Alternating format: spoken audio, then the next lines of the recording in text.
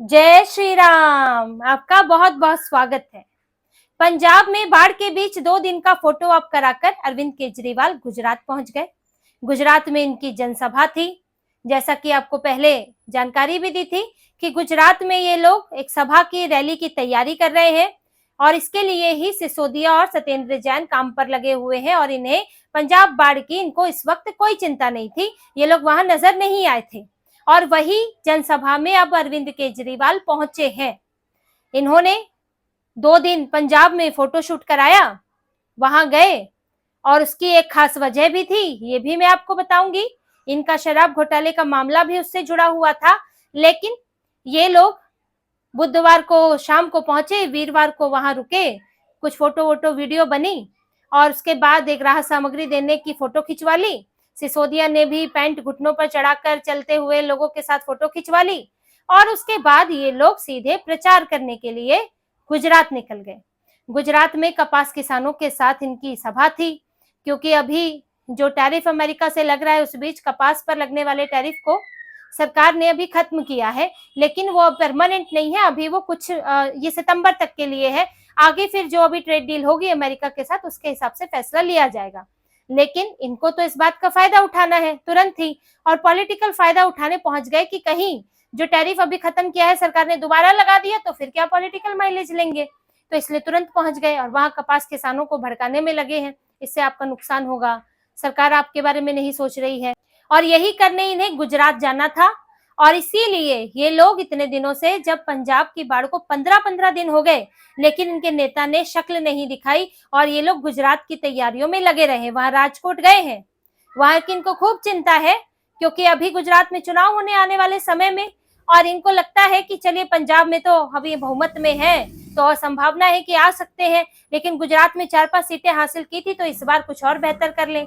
कांग्रेस के कॉम्पिटिटर है वहां पर, बीजेपी से ज्यादा कांग्रेस को डेंट करते हैं, तो अपनी राजनीतिक जमीन बढ़ाने के लिए जहां मिल रहा है वहां मिल रहा है, उसके कोई मतलब नहीं है, तो जहां नहीं मिल रहा है वहां राजनीतिक जमीन बढ़ाने के लिए वहां जा रहे हैं। और इस चक्कर में पंजाब पिस रहा है। पंजाब ये जो दोहरी लीडरशिप है इसके बीच में पिस रहा है। एक कहने को तो पंजाब की सरकार है भगवंत मान की, लेकिन वो चलती है केजरीवाल के कहने पर, और अब भगवंत मान भी बीमार है, अस्पताल में है, कैबिनेट की मीटिंग नहीं ले पाए और यहाँ से केजरीवाल भी गुजरात में है।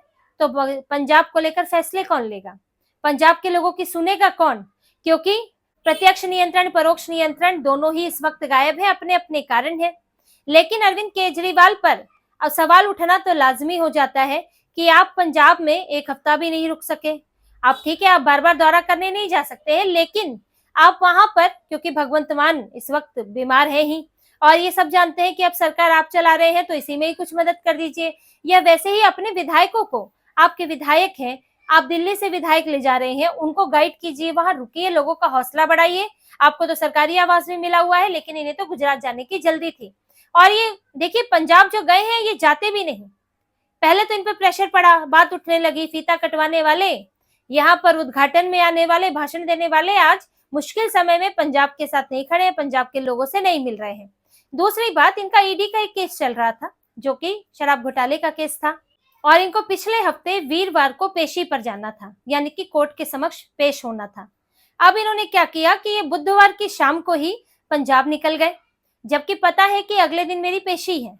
तो आपको यहाँ होना चाहिए था, केजरीवाल को भी सिसोदिया को भी राउज एवेन्यू कोर्ट में पेशी होनी थी दिल्ली में, लेकिन ये निकल गए पंजाब।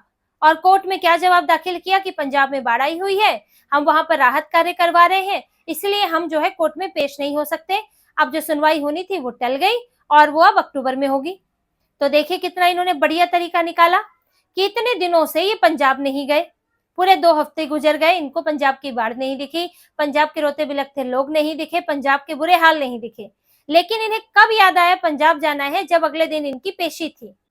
तो ये सब कुछ इत्तेफाक तो है नहीं, क्योंकि आप दोनों बातें जानते हैं कि पंजाब में कब से बाढ़ आई हुई है और आपकी पेशी की तारीख क्या है। आपको इन दोनों बातों को ध्यान में रखकर पंजाब का दौरा करना चाहिए था, लेकिन इनको तो बहाना खोजना था और इन्होंने एक दिन का पंजाब का दौरा किया और उसका इस्तेमाल ईडी के केस में किया और वहां हो गया, तो फिर अब गुजरात निकल गए। अब ये पंजाब कब जाएंगे इसका कुछ अता पता नहीं है। ये अपना गुजरात में ही प्रचार करेंगे, फिर दिल्ली आकर बैठ जाएंगे, फिर जब तक बाढ़ का पानी उतर जाएगा हालात सामान्य हो जाएंगे तो फिर ये उद्घाटन करने, भाषणबाजी करने पहुंच जाएंगे। तो पंजाब को लेकर इस लापरवाही के कारण अरविंद केजरीवाल घिरे हुए हैं। उनके अपने नेता ही चैलेंज दे रहे हैं, राघव चड्ढा, जो राजनीतिक पटल से गायब थे लेकिन अब नजर आने लगे। उन्होंने अपने सांसद निधि से 3 करोड़ 25 लाख रुपए भी दिए पंजाब के लिए।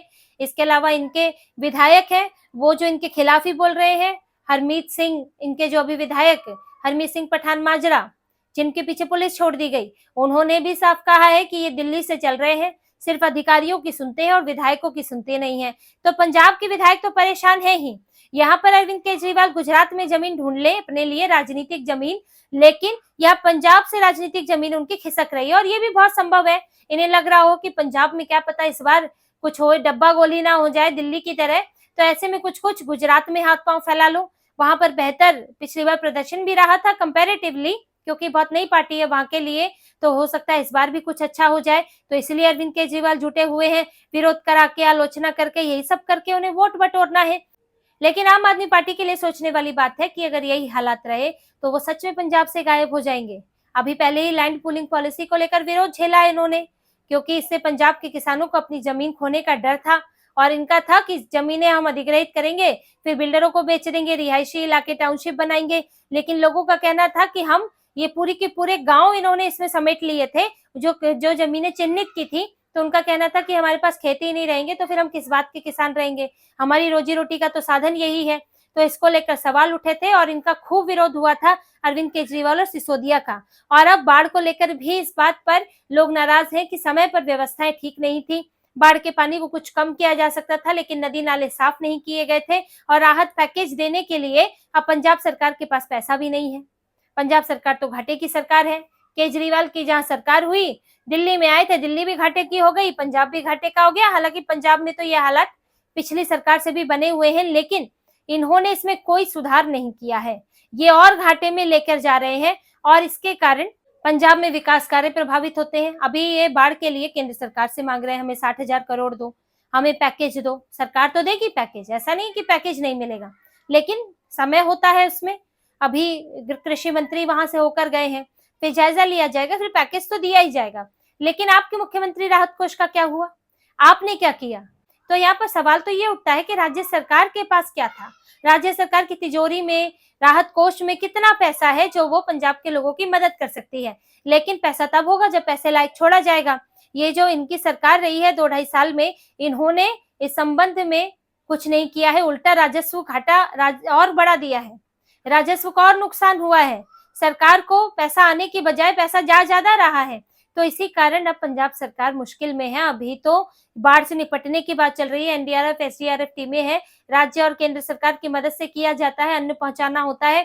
और इनको तो दूसरे राज्यों से भी मदद मिल गई है। हिमाचल ने अभी 5 करोड़ रुपए दिए हैं पंजाब सरकार के लिए मदद करने के लिए। राहत कोष में अभी दिल्ली से भी लगभग इतने ही पैसे मिले हैं।